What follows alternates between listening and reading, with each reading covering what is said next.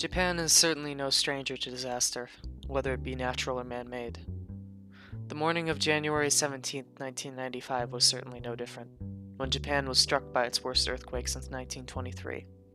The Great Hanshin earthquake was not kind to the inhabitants of the city of Kobe, leaving more than 300,000 homeless and, tragically, more than 6,000 dead. From the rubble of the disaster came the photographs you are seeing now, Miyamoto Ryuji's outlook on the total destruction that it caused.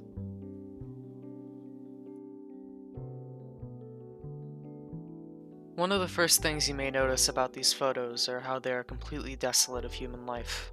Their purpose is to display the environment created by humanity and how it's affected in the absence of their presence.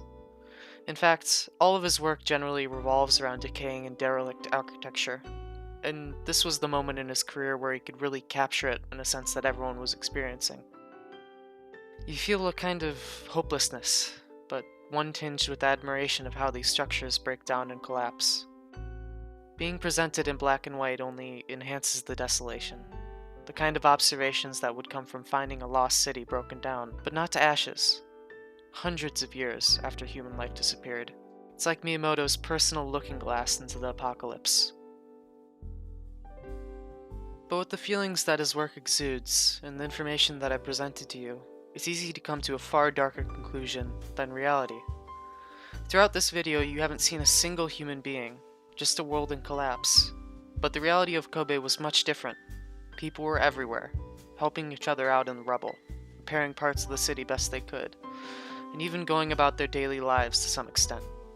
It's a world in crisis, yeah, but not a world that is hopeless in its destruction. Even the fires that rip through the city paint a more alive picture than the photographs that I've shown. And that's why I think context is everything when you're trying to get the full picture of the world. You can't just rely on one piece of art or perspective to tell you what's up.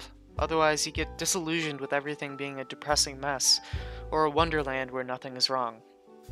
With that being said, Ryuji's work is a great glimpse into the darkness that many residents of Kobe surely very deeply felt at that time.